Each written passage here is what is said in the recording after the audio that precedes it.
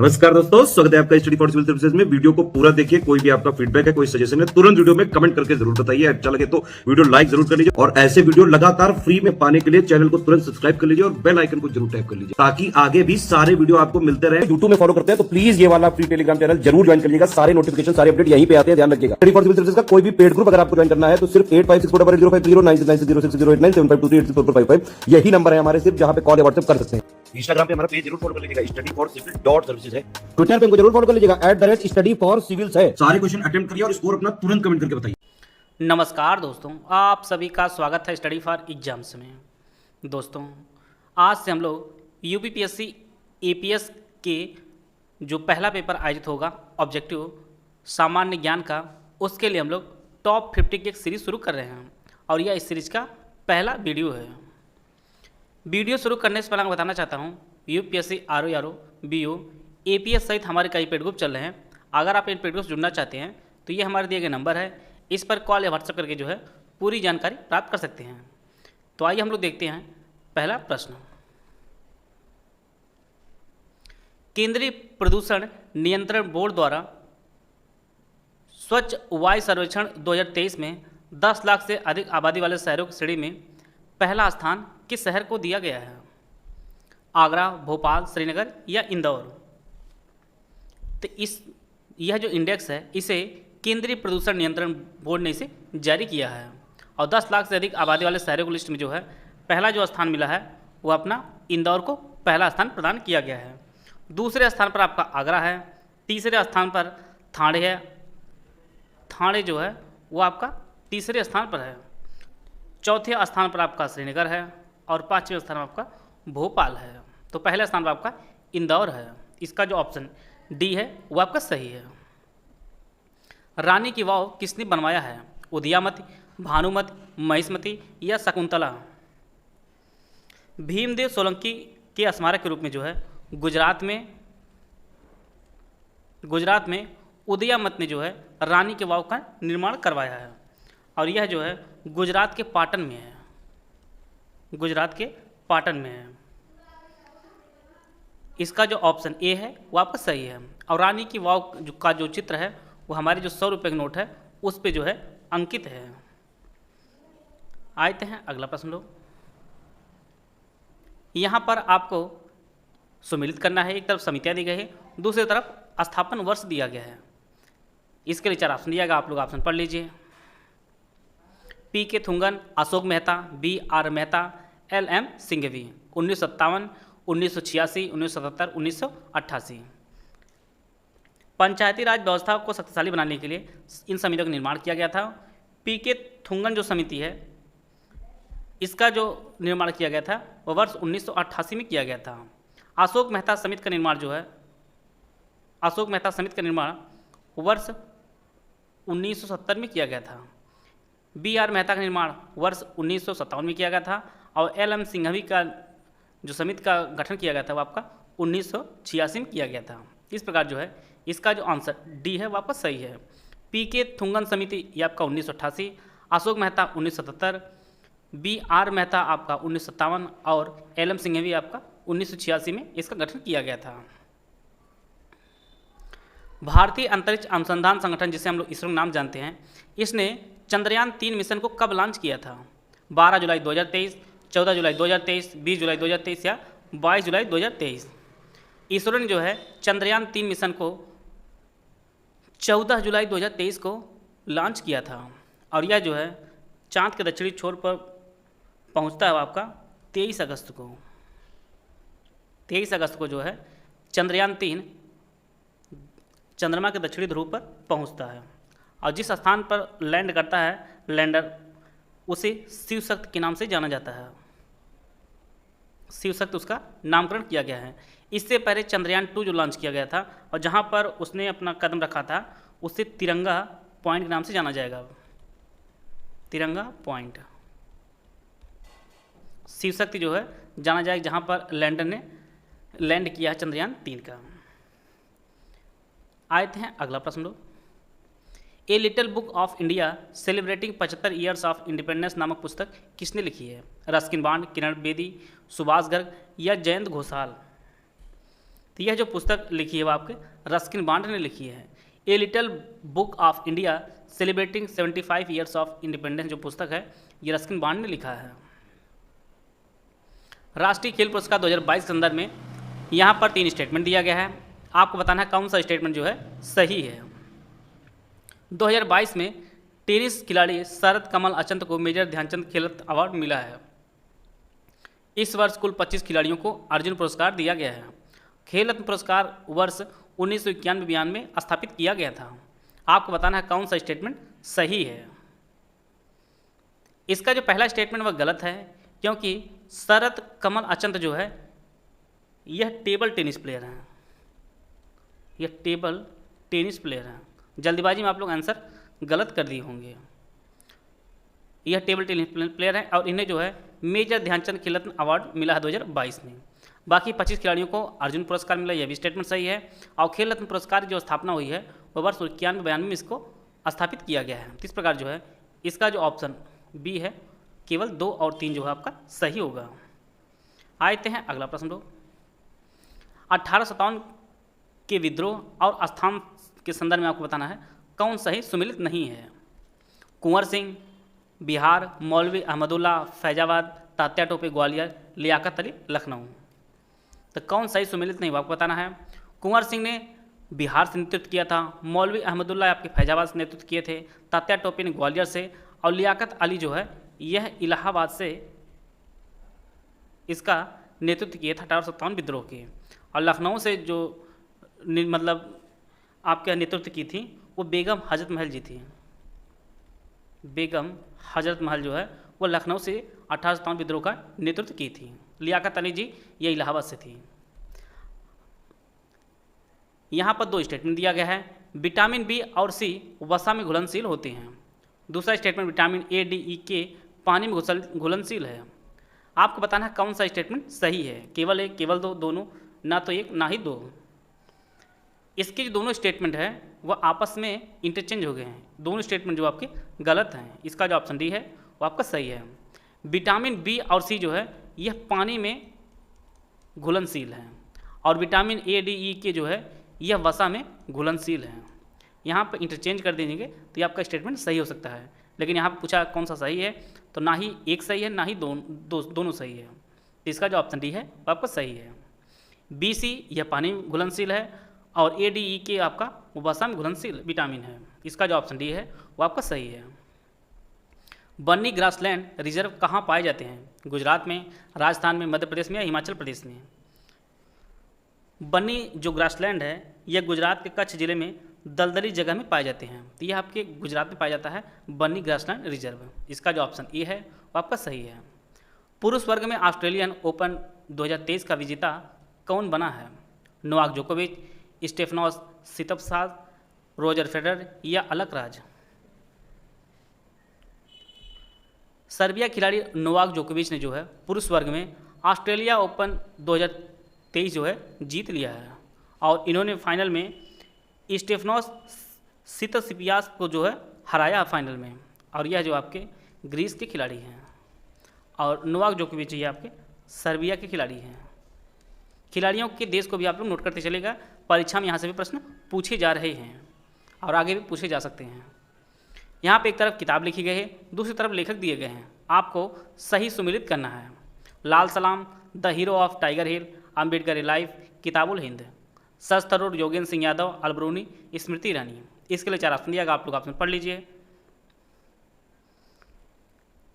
लाल सलाम जो पुस्तक है यह केंद्रीय मंत्री स्मृति ईरानी लिखा है। The hero of tiger hills जो पुस्तक है यह योगेंद्र सिंह ने लिखी है। अम्बेडकर ए लाइफ ये जो पुस्तक है यह सच थरूर ने लिखी है, और किताबुल हिंद जो पुस्तक है यह आपके अलबरूनी ने लिखी है। इस प्रकार जो है इसका जो ऑप्शन सी है वो आपका सही है। लाल सलाम स्मृति ईरानी ने लिखा है। द हीरो ऑफ टाइगर हिल जो पुस्तक यह योगेंद्र सिंह यादव ने लिखी है। अम्बेडकर ए लाइफ ये आपके सच थरूर ने लिखी है, और किताबुल हिंद की रचना आपके अलबरूनी ने की है। तो सी ऑप्शन आपका सही है। सिंधु नदी की सहायक नदियों को जो है उत्तर से दक्षिण की तरफ जो है आपको क्रम चुनना है। चिनाब, रावी, ब्यास, झेलम दिया गया। इसके 4 ऑप्शन दिएगा, आप लोग ऑप्शन पढ़ लीजिए। जैसा कि हम लोग जानते हैं कि सिंधु की सहायक नदियों में आपका चिनाब है, रावी है, ब्यास है, झेलम, ये सभी जो है सिंधु की सहायक नदियाँ हैं। यहाँ पे आपको आसानी समझने के लिए यहाँ पे मैप का प्रयोग किया गया है। झेलम, चिनाब, रावी, ब्यास, यह इसका क्रम है। और यह जो क्रम आपका ऑप्शन बी में दिया गया है, झेलम, चिनाब, रावी, ब्यास, इसका जो ऑप्शन बी है वो आपका सही है। हाल ही में फार्मूला ई चैंपियनशिप का आयोजन कहाँ किया गया था? पुणे, भुवनेश्वर, भोपाल या हैदराबाद? तो इसका जो सही आंसर है वो ऑप्शन डी, हैदराबाद में जो है फार्मूला ई चैंपियनशिप का आयोजन किया गया था। इसका जो ऑप्शन डी है वो आपका सही है। पुरुष हॉकी विश्व कप का खिताब 2023 किस टीम ने जीता है? भारत, जर्मनी, कनाडा या चीन? पुरुष हॉकी विश्व कप खिताब 2023 का जो आयोजन है यह भारत के ओडिशा में इसका आयोजन किया गया है। और इसमें जो है फाइनल में जर्मनी ने पेनाल्टी शूट आउट में जो है बेल्जियम को हराकर जो है इसे जीता है। इसे जो है जर्मनी ने जीत लिया है पुरुष हॉकी विश्व कप का खिताब 2023 को। इसका जो ऑप्शन बी है वो आपका सही है। और 17 साल बाद जो है जर्मनी ने पुरुष हॉकी विश्व कप का खिताब जीता है। Wisden cricketer of the year 2023 की लिस्ट में किस भारतीय महिला क्रिकेटर को शामिल किया गया है? स्मृति मंधाना, अरुंधति रेड्डी, हरमनप्रीत कौर या तान्या भाटिया? तो Wisden cricketer of the year 2023 की लिस्ट में जो है टोटल 5 खिलाड़ियों को जोड़ा गया है और उसमें एकमात्र भारतीय महिला क्रिकेटर जो आपके वह हरमनप्रीत कौर है। इसका जो ऑप्शन सी है वो आपका सही है। और इनके साथ जो है न्यूजीलैंड की टॉम ब्लेंडेल, डेरिल मिचेल और अन्य जो 2 खिलाड़ी आपके इंग्लैंड की हैं वो बेन फॉक्स और मैथ्यू पॉट्स जो है ये आपके इंग्लैंड के। टोटल 5 खिलाड़ियों को जोड़ा गया है Wisden cricketer of the year 2023 की लिस्ट में। BBC Indian sports women of the year 2022 से किसे सम्मानित किया गया है? मीराबाई चानू, हिमा दास, स्मृति मंदाना या MC Mary Kom? BBC Indian sports women of the year 2022 से जो है मीराबाई चानू को सम्मानित किया गया है। और यह जो है टोक्यो ओलंपिक में इन्होंने रजत पदक जीता था और यह एक भारोत्तोलक हैं और यह आपके मणिपुर के रहने वाले हैं। मीराबाई चानू ये आपके मणिपुर की रहने वाली हैं और लगातार इन्होंने दूसरी बार BBC Indian sports women of the year का अवार्ड जीता है। इससे पहले इन्होंने 2021 में भी जीता था। इसका जो ऑप्शन ए है वो आपका सही है। ईरानी कप 2023 का खिताब किस टीम ने जीता है? शेष भारत, मध्य प्रदेश, कर्नाटक या विदर्भ? ईरानी ट्रॉफी 2023 का जो खिताब है वह शेष भारत ने जीता है और इन्होंने फाइनल में जो आपके मध्य प्रदेश को हराया था। इसका जो ऑप्शन ए है वो आपका सही है। धन विधेयक के अतिरिक्त एक विधेयक को जो विधानसभा में प्रथम बार पारित कर दिया हो, विधान परिषद कितने माह तक पड़ा रह सकता है? यहाँ पर 4 ऑप्शन दिया गया, आप लोग ऑप्शन पढ़ लीजिए। विधान परिषद टोटल जो है 3 माह से अधिक तक समय तक जो है नहीं रह सकता है। इसका जो ऑप्शन सी है वो आपका सही है। थोड़ा सा यहाँ पर विशेष रूप से धन विधेयक के बारे में जान लेते हैं। धन विधेयक का जो वर्णन वो आपका आर्टिकल 110 में इसका वर्णन किया गया है और लोकसभा में जो पारित होकर धन विधेयक जब राज्यसभा में जाता है तो राज्यसभा इसे अधिकतम 14 दिन के लिए रोक सकती है। अगर इससे पहले अगर नहीं राज्यसभा आगे प्रोसेस करती है तो उसे जो है यहाँ से पारित मान लिया जाता है राज्यसभा से। इसका जो ऑप्शन सी है वो आपका सही है। गणतंत्र दिवस समारोह 2023 में मुख्य अतिथि किस देश के राष्ट्रपति अब्देल फतेह अल सीसी थे? फिलीपींस, इजराइल, कतर या मिस्र? भारत ने अभी हाल ही में जो है 74वां गणतंत्र दिवस मनाया है जनवरी 2023 में 26 जनवरी को और इसके जो मुख्य अतिथि रहे हैं वह मिस्र के राष्ट्रपति अब्देल फतेह अल सीसी रहे हैं। इसका जो ऑप्शन डी है वो आपका सही है। यहाँ पर 2 स्टेटमेंट दिया गया है, इसमें आपको बताना कौन सा स्टेटमेंट सही है। न्यायमूर्ति प्रकाश श्रीवास्तव को एनजीटी अध्यक्ष के रूप में नियुक्त किया गया है। राष्ट्रीय हरित अधिकरण की स्थापना 2009 में हुई थी। केवल एक सही है, 2 सही है, दोनों सही है, इनमें से कोई नहीं सही है। इसका जो पहला स्टेटमेंट वह सही है कि हाल ही में जो है न्यायमूर्ति प्रकाश श्रीवास्तव को एनजीटी अध्यक्ष के रूप में नियुक्त किया गया है।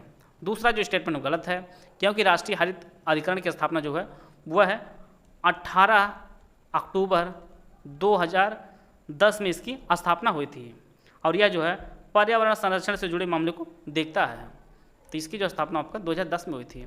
तो केवल एक आपका इसका सही आंसर होगा। आते हैं अगला प्रश्न लोग। निम्नलिखित कथनों पर विचार कीजिए और नीचे दिए गए कोड से सही उत्तर चुनिए। भारत एक लोकतांत्रिक देश है। भारत का अपना एक संविधान है। इसके लिए 4 ऑप्शन दिया गया, आप लोग ऑप्शन पढ़ लीजिए। इसमें जो है भारत एक लोकतांत्रिक देश है, यह भी बात सही है, और भारत का अपना एक संविधान है, यह भी बात सही है, लेकिन एक दूसरे की व्याख्या नहीं करते हैं। तो इसका जो ऑप्शन बी है वो आपको सही है। निम्नलिखित में से कौन सा आयु समूह सर्व शिक्षा अभियान में भर्ती होने के लिए पात्र है? 4 से 12 वर्ष, 6 से 14 वर्ष, 5 से 15 वर्ष या 5 से 16 वर्ष। तो इसका जो सही आंसर है, सर्व शिक्षा अभियान में भर्ती होने के लिए जो पात्र समय है आपका 6 से 14 वर्ष तक के आयु के बच्चों को इसमें शामिल किया जाता है। इसका जो ऑप्शन बी है वो आपको सही है। इसके लिए जो संविधान में 86वां संविधान संशोधन वर्ष 2002 में जो है इसके माध्यम से संविधान में 21A जोड़ा गया है। इसका जो ऑप्शन बी है वो आपका सही है। सर्व शिक्षा अभियान के लिए जो उम्र सीमा आपके 6 से 14 वर्ष के है।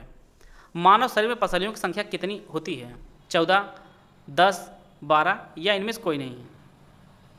जल्दबाजी में इसका उत्तर आप लोग मैक्सिमम लोग गलत दे सकते हैं। पसलियों जो कुल संख्या होती है वो आपकी टोटल 24 होती है, या आपकी 12 जोड़ी होती है। तो इसका जो आंसर जो है वह इनमें से कोई नहीं होगा। इसको आप लोग विशेष ध्यान दीजिएगा। मानव शरीर में पसलियों जो कुल संख्या होती है वो आपकी 24 होती है, या 12 जोड़ी कह सकते हैं हम। यहाँ पे सिर्फ 12 लिखा गया है, तो इसका जो आंसर हो जाएगा वो आपका इनमें से कोई नहीं होगा। तो ये आपकी 24 होती है कुल पसलियों की संख्या। इन धनुष में रंग होते हैं। इसके लिए 4 ऑप्शन दिएगा, आप लोग ऑप्शन पढ़ लीजिए। जैसा कि हम लोग जानते हैं इन धनुष में टोटल 7 रंग होते हैं।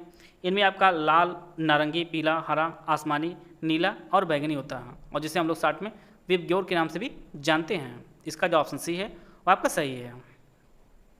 आप लोग ध्यान दीजिएगा कि EPS का जो सिलेबस है ये आपका जनरल स्टडीज नहीं है, ये आपका जनरल नॉलेज है। और जनरल नॉलेज में जो है क्वेश्चन बहुत डीप में नहीं प्रश्न पूछे जाएंगे, बस सतही प्रश्न रहेंगे। इसलिए पूरा सिलेबस से जो है यहाँ पे क्वेश्चन कराए जा रहे हैं। आप लोग क्वेश्चन देखे करिए, जो भी इंपॉर्टेंट फैक्ट आपको नजर आए आप लोग उसको नोट करते चलिएगा। यहाँ पे आपको सम्मिलित करना है। एक तरफ सांविधिक संशोधन, वित्त आयोग, वित्तीय आपात, अखिल भारतीय सेवाएं दिया है, दूसरी तरफ इसके अनुच्छेद दिए गए हैं, इनसे आपको सम्मिलित करना है। ऑप्शन आप लोग पढ़ लीजिए। सांविधिक संशोधन जो है यह आर्टिकल 368 के अंतर्गत है। वित्त आयोग के जो वर्णन किया गया है वो आपका आर्टिकल 280 में। वित्तीय आपातकाल का जो वर्णन वो आपके आर्टिकल 360 में है, और अखिल भारतीय सेवाओं का जो वर्णन किया गया है वो आर्टिकल 312 में किया गया है। इस प्रकार जो है इसका जो ऑप्शन बी है वो आपका सही है। सांविधिक संशोधन ये आपके आर्टिकल 368 में है। वित्त आयोग का जो गठन वो आपका आर्टिकल 280 है। वित्तीय आपातकाल ये आपका आर्टिकल 360 में है, और अखिल भारतीय सीमाएं आपके आर्टिकल 312 में इसका वर्णन किया गया है।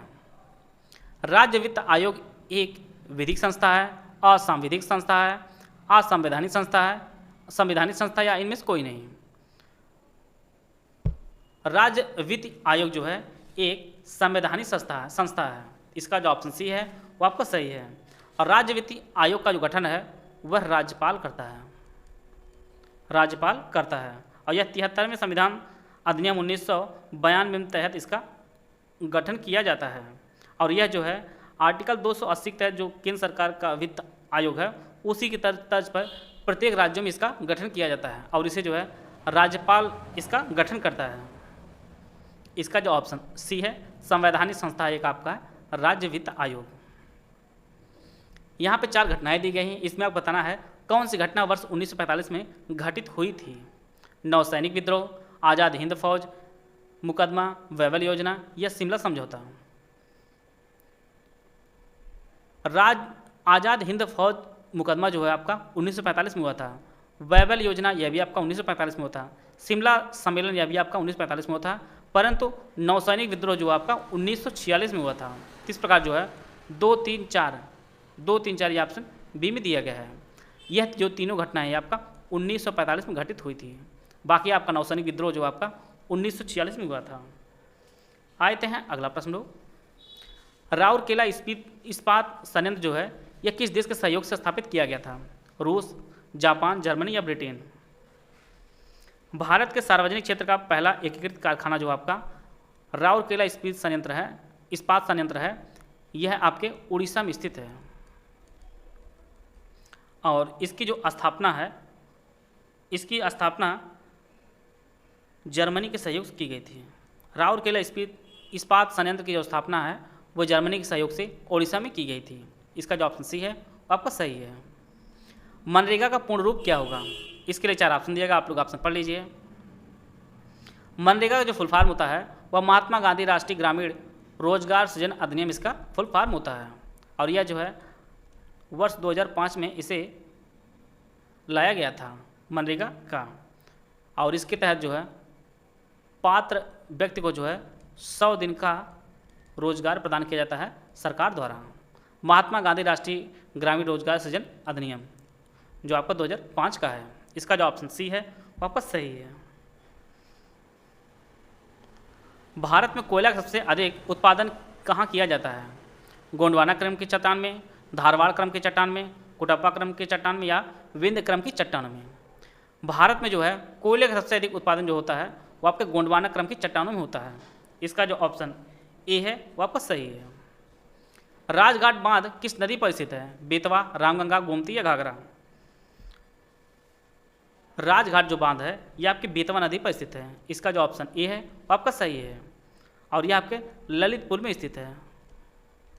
ललितपुर में स्थित आपका राजघाट बांध, और इसकी जो नींव रखी गई थी वो वर्ष 1971 में इसकी नींव रखी गई थी और इसकी नींव प्रधानमंत्री इंदिरा गांधी ने इसकी नींव रखी थी। राजघाट बांध की ललितपुर में बेतवा नदी पर यह स्थित है और बेतवा नदी आपके यह यमुना की सहायक है और यह नदी जो है हमीरपुर ज़िले में आकर मिलती है।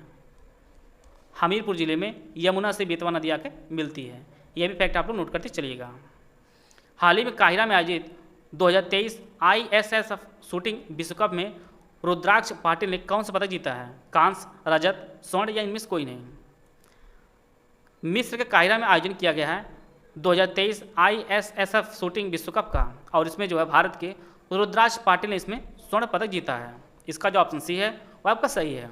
जैसा कि हम लोग जानते हैं 10 प्रश्न आपके जो है 10 प्रश्न पूछे जाएंगे आपके पेपर में स्पोर्ट्स के और 10 प्रश्न आपके पूछे जाएंगे बुक्स एंड आथर्स से। तो यहाँ से प्रश्न थोड़ा ज़्यादा आपको देखने को मिलेंगे जिससे अधिक से अधिक सिलेबस आपका कवर हो सके। भारत के सर्वोच्च न्यायालय ने संविधान के आधारभूत ढांचे के सिद्धांत को स्पष्ट किया है।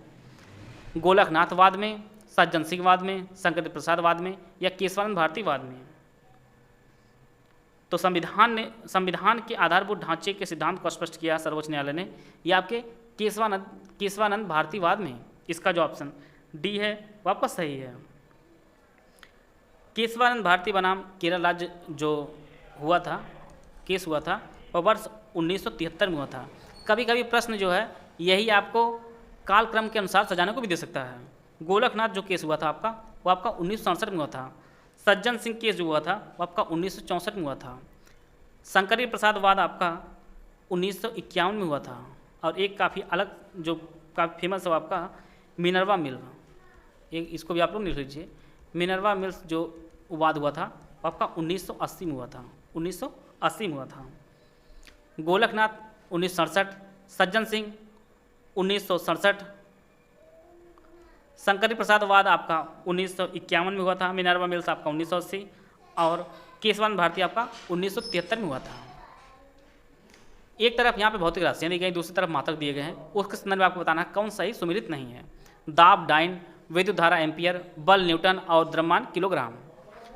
इसका जो सही आंसर है दाब का जो मात्रक है वो आपका डाइन नहीं होता है। दाब का मात्रक आपका पास्कल होता है, बाकी सभी सुमिलित हैं।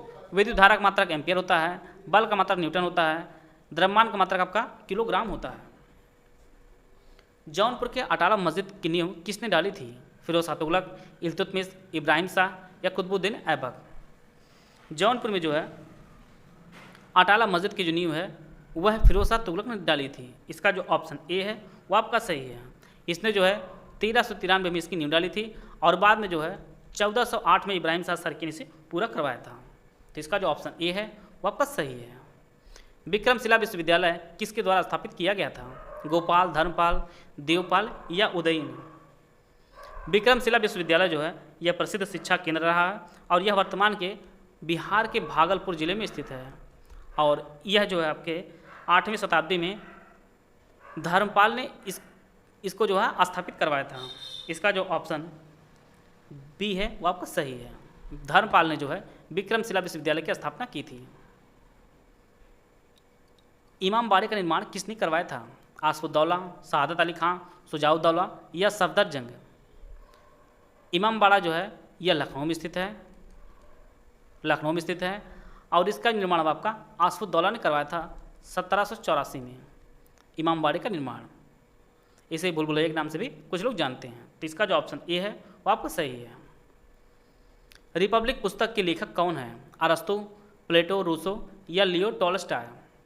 रिपब्लिक जो पुस्तक है इसे प्लेटो ने लिखा है। इसका जो ऑप्शन बी है वो आपका सही है। और यह जो है प्लेटो जो है यह सुकरात का शिष्य था और अरस्तु का गुरु था।